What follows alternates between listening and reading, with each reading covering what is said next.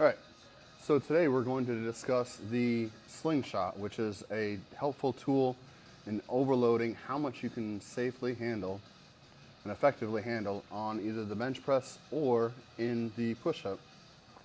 It can be used for dips, however I do not have a dip machine here, so I'm not going to show it to you, but it'll be set up the exact same way regardless of whether you're doing a push-up or a bench press, either way. So to begin with, these three right here are going to be your lowest level slingshots. The idea behind these three right here is just to help you get a whole bunch of extra reps.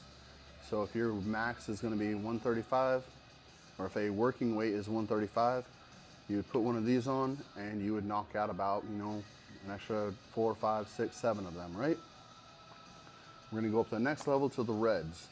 The reds are going to allow us to handle 5 to 10% more on a max weight than what we normally would. So if you're doing 135, you'd probably do like 150, 155 with these safely to help overload it and get used to using the movement.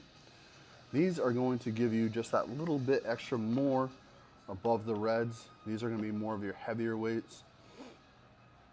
If you're hitting, 10, 15 pounds over in the red slingshot, you probably go for 25 to 30 pounds over that, sometimes 50, depending upon your capabilities and your strengths. Now, these reds, the yellows, are meant technically by the website for a 400 plus pound bench, I believe it was. These would be for the 300, and these are going to be for your 200 and under benches. They're very, very efficient. They're very good tools. As always, use them sparingly. You don't want to get used to only using these on whatever movement you're doing. And they are typically only used as an overload tool to perform either more reps or to use more weight. One thing you always want to remember with the bench press or with any heavy movement where there is a chance of injury, use your spotters. If you don't use your spotters, you're inviting that chance and taking that risk that you do not need to take.